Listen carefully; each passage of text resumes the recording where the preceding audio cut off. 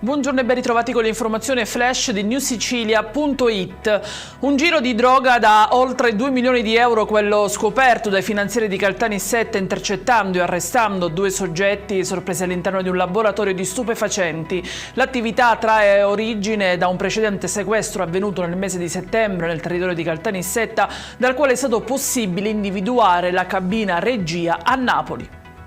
Nuove segnalazioni arrivano invece dal porticciolo di Ognina, dove alcuni cittadini denunciano la presenza di una evidente macchia di nafta in mare. A documentare l'accaduto sono stati i componenti del Comitato Cittadino Ognina Non Si Vende, che nella giornata di ieri hanno scattato diverse fotografie nell'area portuale, immagini che mostrerebbero chiaramente, secondo quanto riferito, una sostanza oleosa in superficie riconducibile a presunte perdite o sversamenti non ancora identificati.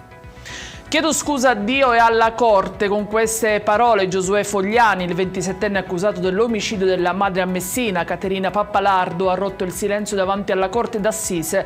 Il PM ha chiesto la pena dell'ergastolo. La società italo-belga ha presentato ricorso al TAR contro i bandi emanati dall'assessorato regionale al territorio per l'assegnazione tramite concessioni temporanee di 13 lotti della spiaggia di Mondello a Palermo.